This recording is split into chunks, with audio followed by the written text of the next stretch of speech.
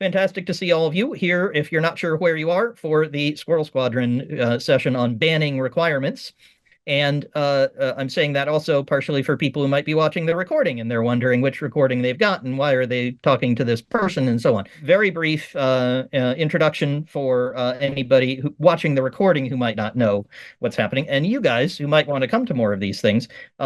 This is the Squirrel Squadron. This is my community of tech and non-tech people. We've got thousands now. It's really fantastic growth. And we've got people around the world participating, for example, in the Squirrel Squadron forum. And all three of you have had fantastic conversations there. The ones I've seen most recently that are interesting are Amazon getting rid of their walk out with your groceries service. So what's happening with that? Why is that happening? Those are the sorts of questions we look at and discuss. How do we value and measure delivery of a tech team? One of my favorite topics, and one I'm going to do an event on in a few weeks. And there's also these free events like the one we're at right now. And we have one next week, a live stream on why AI can't be used for sales. Well, that's my position, but it's a debate. So I have somebody else who thinks AI is great for sales and you should have it write all your sales emails. And that's going to make you lots more money. And another one in 2 weeks, which I hope some of you will come to, and that's live in London. So I'll be talking about tech as a foreign language. And I have some examples, wild examples of gobbledygook and technobabble for us to decipher and help others to decipher so we don't confuse them. And I'm going to start with the wall of shame. And the wall of shame was literally a 50-foot wall. It was bigger than my house. And my house is, a 600-year-old house with four rooms. It's very small. This room, this wall, took up most of the office in my client, who will remain nameless for reasons that will become obvious. And what this wall had on it was everything that they had committed to do, every requirement for every one of a gigantic list of clients. I think they had something like 50 to 75. So all of these customers had given them very detailed requirements. They were written down in their contracts, and they needed some way to keep track of them. And to their credit, I was really pleased not to see it in Jira because that would be even harder to visualize and understand. And I couldn't tell you about the 50-foot wall because it really was 50 feet long, and it had little post-it notes and cards and other things all over it, coordinating the work of some god-awful number of developers who were all needing to meet all of these different requirements. Guess what? None of them were compatible. Nothing matched up. Nothing made a coherent product. And so what the company had done was essentially figure out how to deliver an amazing experience because they were very popular with their customers. What they built was very, very good, but there were 50 different ones. There were 50 different products, one for each one of these customers. And this is kind of the end state.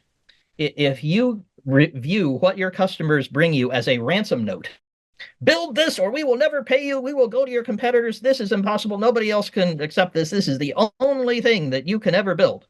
If that's how you look at things that come from customers and you call them requirements, meaning they're required, you must have them, then you're going to wind up in something like this. Now, if you have some countervailing factors, you may be able to control what's coming in and keep yourself from building this wide variety of different tools, different products for all these different audiences. For example, I can certainly imagine that you've got the marketing people who want something one way and the developers who want something some other way, and it's all the same thing. And you could build one thing that services them all, but they have a lot of clout.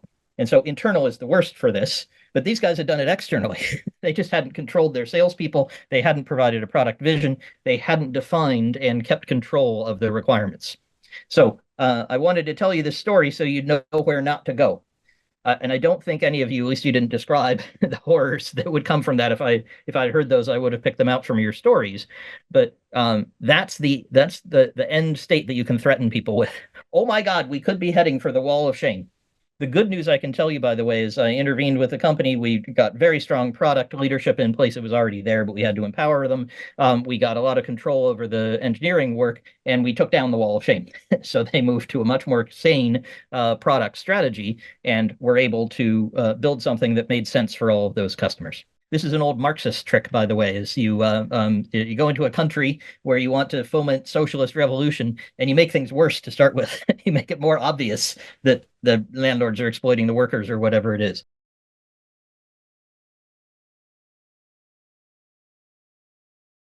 product-led growth meant whatever you wanted, which is what I was going to say. So you stole that from me. Good. But what does it mean for you? Because a lot of people who talk about this, they say, oh, don't worry. What you just need is a great product vision. You need the product to be in charge. And what name could we give that? What could be a kind of exciting name that's all over LinkedIn? Product-led growth. Fantastic. And my favorite example of that is Instagram, who grew to $1 billion in valuation when they got bought by Zuckerberg, and they had like 13 employees, and I think 5 of them were engineers or something, with some ridiculously low number of people, and certainly nobody out there selling. Nobody ever phoned you and said, "Hey, sign up to Instagram." Right? Your friends told you, you got excited about it, you searched for how do I share my photos, and you got on Instagram.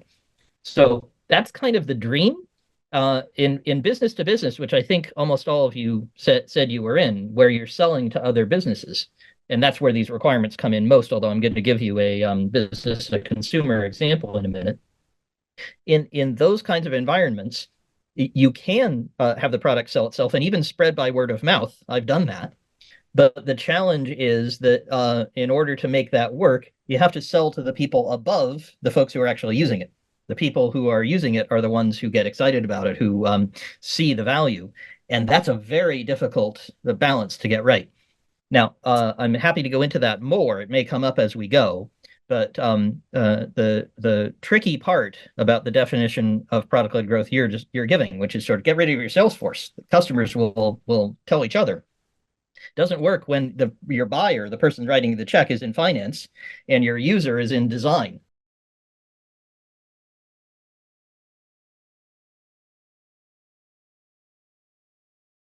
And that's the danger of trying to switch completely the other way and saying, well, look, we're going to build cool things. We're going to build things that are exciting to us. Now, I have a client I'm starting work with tomorrow who gave me a wonderful history of their company. They said, we built this company and we sold it. And we went into this new environment and we learned so much from the first company that we knew what to do for the second company. And I knew what was coming. I started getting very nervous. And we didn't talk to any customers for a while. And now we have this really cool thing. People really like it. It's a low-code solution. It solves problems for people who want to produce software without having necessarily a lot of developers. Great idea. They haven't figured out who it's for yet. And so they haven't had enough contact with customers. So what I'm not saying when I bring up banning requirements is that you shouldn't talk to your customers. You should be talking to your customers more. But the real meaning of product-led growth for me, if I want to define it, since nobody really knows what this means, really, really listening to your customers and giving them something better than they asked for. And that's the key insight. So the thing I help product teams do over and over again when I'm coaching product folks is to define that product vision in the face of what your customers are asking you for. And that's really challenging. And it requires much more contact with your customers. It requires a lot more sales activity. It requires talking to the CIO much more, not less. And it requires talking to those designers too, so you understand what their value is, not in cool factor, but in pounds and dollars and cents and things that are going to impress the finance people who are going to cut you the check. In the same way, if you really want to do an effective version of product-led growth, you need much more contact to your customers. You need to have more salespeople in the field. You need to be understanding more of what they need so that you can build a common product, a common thing that separates them, that has this divisional character and segments them. So there's a group that want you, there's a group that really love you and really get high value from you, and there's some others who just don't bother you and who don't send you requirements for what they think they need.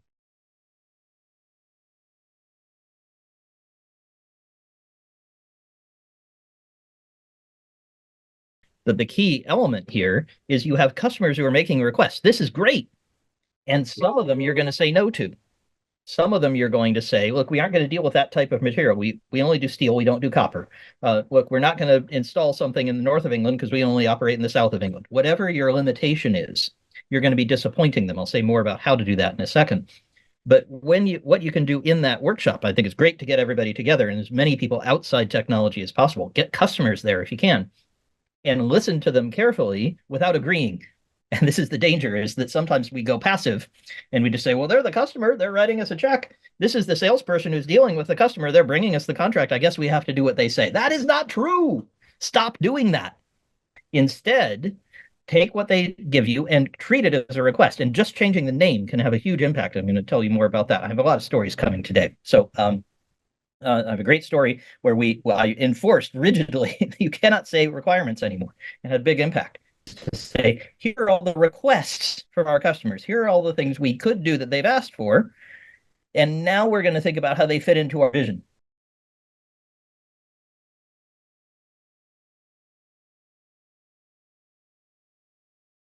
There are some things that actually are requirements. And there are two categories. One is legal or regulatory, like we're going to go to prison if we don't have one of these. That used to be true in finance, that if we exposed something to one person that was supposed to be secret from as part of a deal or something, we would go to prison because we had signed things and there were regulatory rules that said you couldn't trade on information that you weren't allowed to have.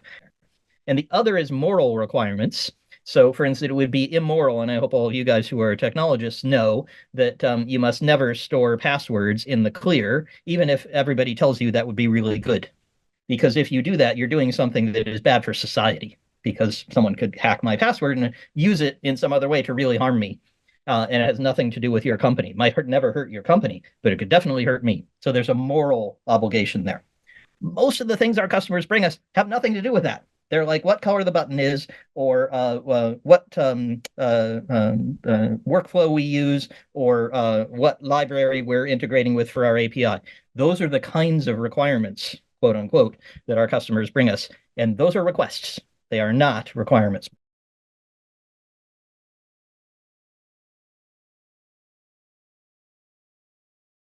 The problem is that there's no segmentation, there's no market leadership, and you're either going to get killed. You're going to get killed in one of two ways. Either you're going to build a wall of shame, and you're going to have many different products for many different companies, and the costs are going to be so high to maintain it that it won't be replicable. Think of the opposite example, Instagram. No listening to customer requirements at all. They certainly listened to what customers wanted, and they added reels and other stuff, and they did things that apparently people who use Instagram like. I just post there because it's fun. But they did things that customers would enjoy, but based on their own understanding and their own vision. What they didn't do was just say, okay, who wants to pay me to do something here in Instagram? If they'd done that, they would have needed 5,000 engineers, not five. The other thing that can happen is that you build something that's so genericized because you try to keep it all in one service, but you build something so generic, so it's the lowest common denominator, and your competitors kill you because they focus on high value elements of your market and they sell to high end designers who can pay an awful lot, and you lose all of those, and you're stuck with the people at the low end who pay you a pittance for a license, and that's a bad situation to be in too.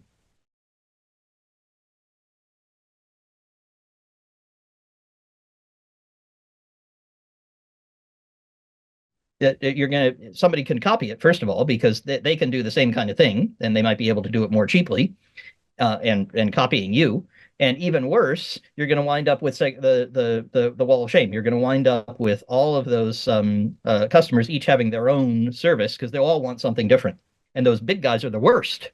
Those are the ones who give you the longest lists of requirements, who are the most insistent, and who write it into their contracts and say you must follow every one of our design guidelines and you must build it our way. And that's great if you want to be a consultancy, but I don't think that's what your company wants to be.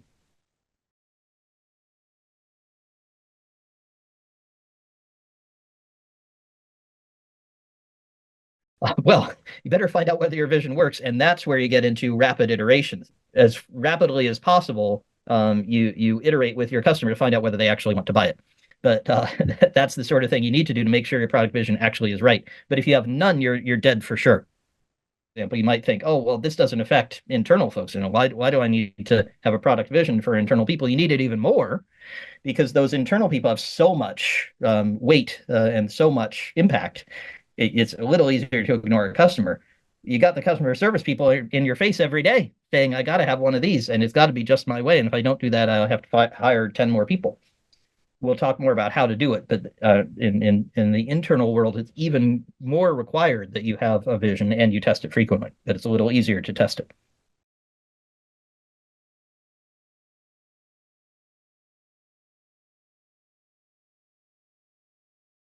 There's one type of company for which this works great, and it's a fantastic type of company.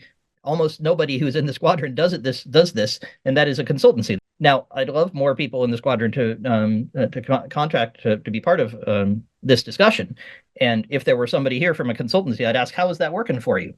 And I suspect what they'd say is we have an awful lot of people and we have to bill them out and we have an awful lot of people overheads with getting them into the field.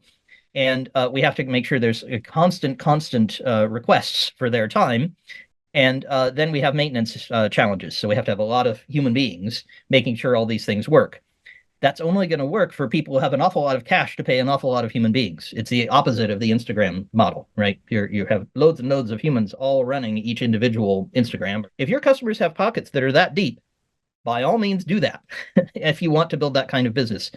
The problem is it just doesn't take advantage of any of the good things about software. Zero cost of distribution, minimal cost of change. You get rid of all of that to start with by the model that you're creating. Now, there's also a model you're describing there, which is to start your startup, if you're starting a very early stage experimental group to try to see if there's anything out there, to start it as a consultancy. And that's a good thing to do. But what you want to do is kill the consultancy pretty early. Once you figure out what commonality there is, you say, thanks, early customers. It was very nice of you. If you want our nifty product over here that will taste good to some of you and not to others, and back to Belvedere, this is vodka that some of you may like and some of you may not. If you don't like it, please go to another consultancy and maintain the product we built for you. But we're now building just this product, having now understood the market. So that works. But you have to do it consciously, and you either have to decide to build a consultancy. Please don't. I don't think that's a great business. I don't want to invest in one. But if you want that, you can build it. And if you're not trying to build that, kill it early. Now, we didn't do my business to consumer example. So let me do that. I think all of you are in B2B, but people watching on the recording, they find this interesting. And I think that the story is fun for all of you and has some good learnings from it. So this is a company I can name. So this is, they're now called Wonderbly. They were called Lost My Name. They were one of my very first clients. And they make an absolutely incredible children's book, and now a series of children's books, which has the child's name as the central character, really. So the child who gets the book gets a whole bunch of different letters and assembles them into his or her name, which is wonderful for when you're 2 or 3 and you're just learning what your name is. And what they did is to first start with the one book and have this highly customized version. So everybody got a different book and had different animals with different names and so on. And then they figured out how to build many books, a whole line of books, which were highly customized. And they experimented all over the place. They were trying many, many different things, which customers told them they wanted. Well, I want to give something to my grandma. I don't want to give it to my grandchild. I want to give it to my grandma. How do I do something that's suitable for older people? I want something that is suitable for a child who has divorced parents and wants to have something that acknowledges each parent in their name. So they want to have their surname. They had so many different demands and requests and things that they could do. They tried to fill too many. And so they built a line of books that really wasn't coherent. It didn't make a lot of sense together. In the process of doing that, in the process of making that mistake and selling, less of their next book, which was had a lot of maps and charts. It had a lot of things from Google Maps in it. It was not just about your name; it was about your location and where you were. They found that only appealed to some people. That only appealed to, for instance, little boys instead of little girls because of some of the ways they had written the book. And as they found these things, they discovered what their real brand was and what their product vision was. They did this by making mistakes with customers. And as they eventually defined that the key thing was names, it was all about the name and you just needed the name in every book. They then developed a line that was really effective with a vision attached to it. And so now you can go to Lost My Name or Wonderbly now and find lots and lots of things that all use your name in all kinds of creative ways and appeal to all kinds of different customers. But it's all about the name. That's the unifying principle that they've come up with, which really works for that customer base. They got there by iterating. They got there by listening to the customers and not listening to their requirements that came from these individual users, individual book buyers who said, well, I want a book on this. Well, I'm sorry, I don't have a book on that, but I do have one that will appeal to your daughter in this way. And that was the dialogue they had with customers. It was very effective. So I wanted to include that just so you didn't think that this was a B2B only issue, that you have this kind of requirements coming from big companies. Absolutely. But you get it from small companies, you get it from individuals, and you have to ignore it just the same way. Making sense? Cool. Stop me for questions. All right. So I'm going to go on to a specific technique that you can use when it's time for you to enforce the vision. So we've talked about get away from the wall of shame, have a clear vision, have it built with contact with customers, but then you're going to have contact with customers who are not very happy about this. And this is where I talk about the concept of disappointing people helpfully.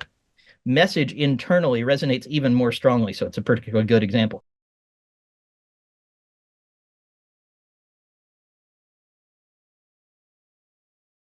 Very simple, very small change. And it's absolutely required. My God, we have to print these things out and it runs off the page and we just can't figure out what page it's on. Could you just put it on different pages for it? How hard could that be? Says your customer, which is your internal person who's working in the warehouse trying desperately to deliver items. Okay, good. We've got a perfect example there. And when somebody comes to you with that pagination request, you might have a different request that you're going to put your resources on, which has higher value to the whole community. So that's value to the person in the warehouse who's working on delivery. There might be somebody else who's working on returns. There might be somebody else who's not just in charge of goods in and goods out, but is also looking out for returns and losses. You know, how many pieces of clothes did we drop or rip? How many got lost in the warehouse? How many did we have to return to customers? So that person is paying attention to the profit and loss, which comes from shrinkage and problems that happen in the warehouse. I remember this happening in my warehouse that I was looking out for.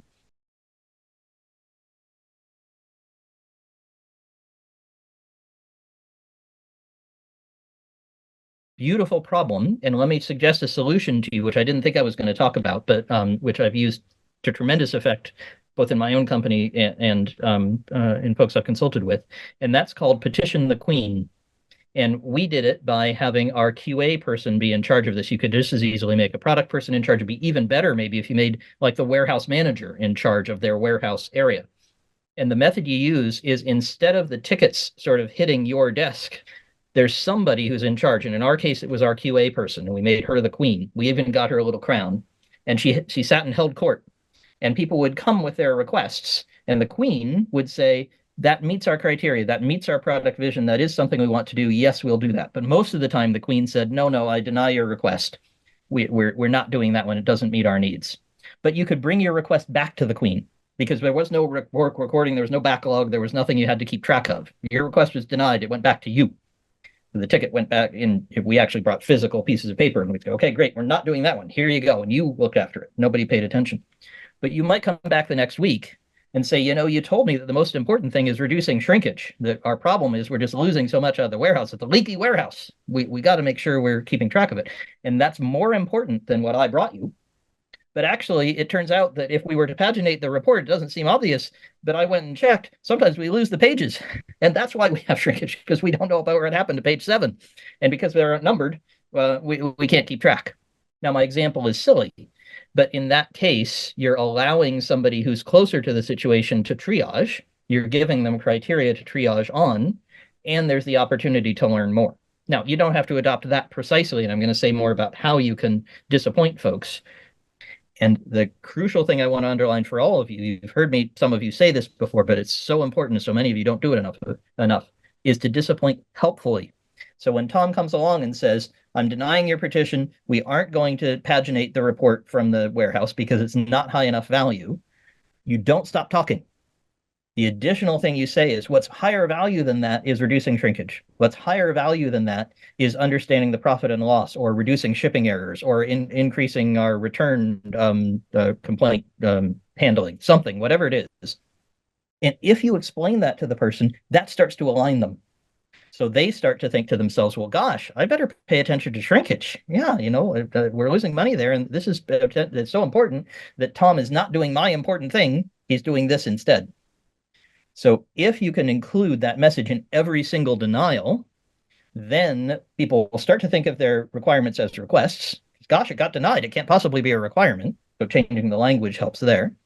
But more importantly, they understand what actually is important. And they can say, "Well, if I come back with an idea that changes the report in a way that reduces shrinkage but makes my job better too, we'll win." Then it would be in line with his vision for the business. His product manager could deny petitions in a more effective way.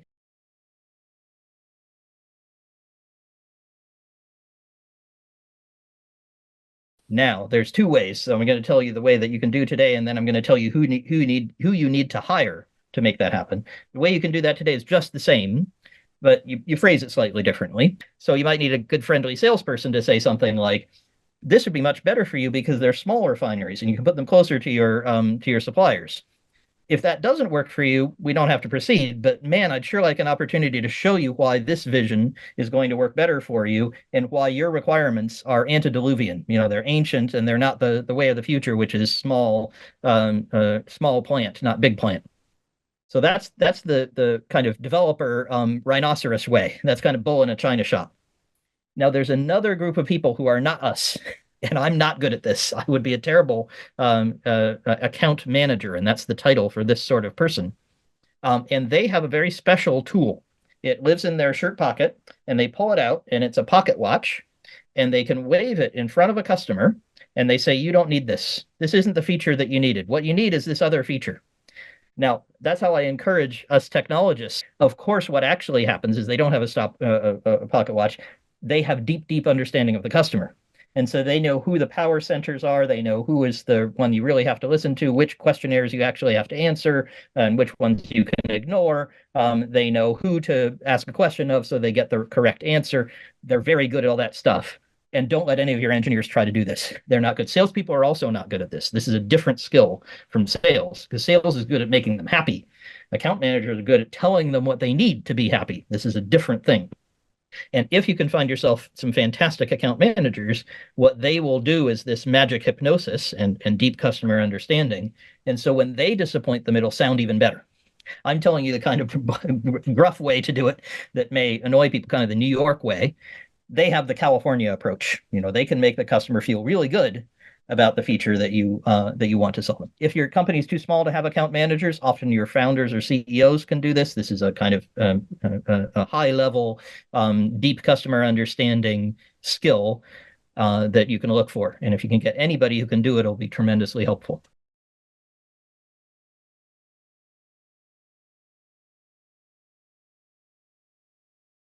Absolutely. You get a big whale at the start, and you're more a consultancy for them.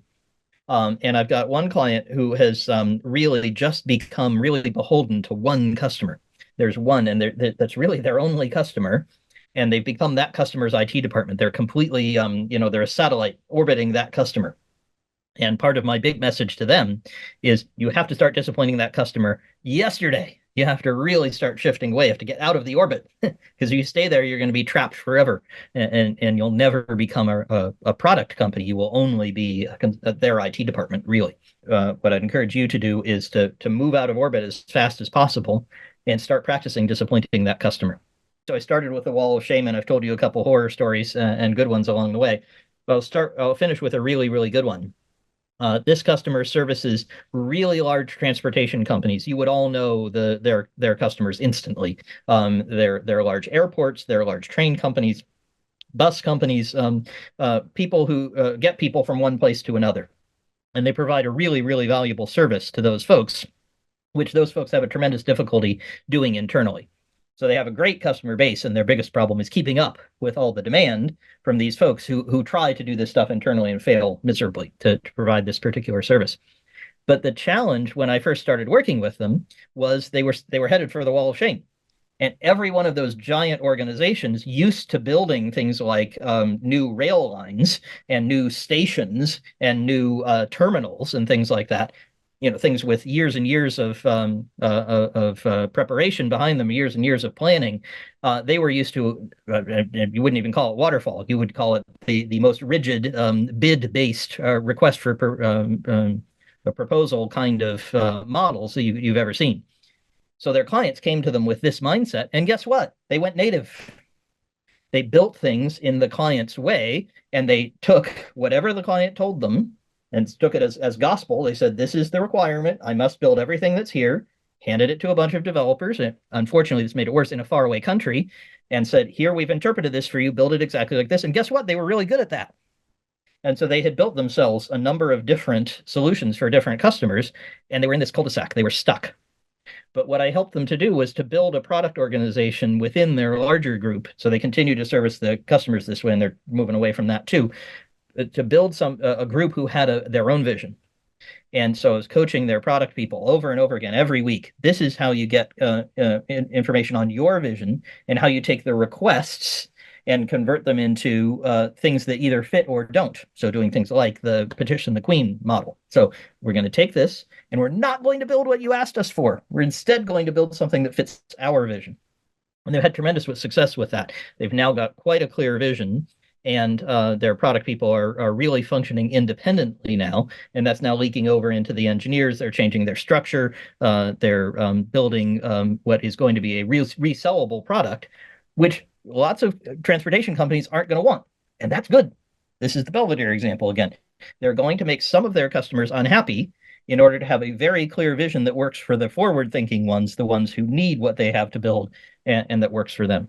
So I just wanted to give you that example as a case where someone really made a huge change recently.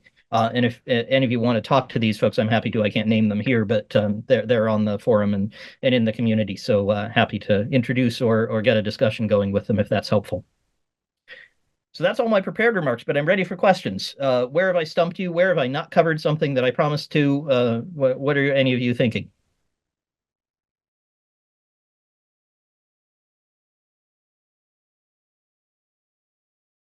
Event storming is a more technical process. It's a process where you define, I've seen people do it really effectively. It's really, really helpful in the right context. It's a process where you define a set of steps, a set of things that you're going to do in terms of events that your software can then deal with. And it helps your engineers to really understand what the steps are, what the workflow is, who does what, and who talks to who else, and so on. You're not at that stage. So the thing I'm encouraging you to do is have this discussion about what is the vision, what are we actually doing? Whatever it's going to be, whatever is your unifying principle that's like that, I would be focused on defining that. And if you get people thinking about what's the process, who does what, who does this and hands it off to that person and so on, they're going to be thinking about how they do it today. And you want to be thinking about something that's market leading, that's going to change the market in the way my silly example does and the way the Belvedere does, right? We're going to do something that works for these people. It's going to be a fantastic fit for them. And these other people it won't work for. But if you walk in saying, how do we do it for everyone? I don't think you're going to get the right discussion. Folks, it's been fantastic talking to you, as it always is. I'd love to see you in a couple of weeks in person. I think all or most of you are in England somewhere. We got somebody flying in from Florida, so the event in Whitechapel is going to be a lot of fun. And I hope to see you at more events and on the forum. So fantastic to see you, and ask me more questions. Have fun.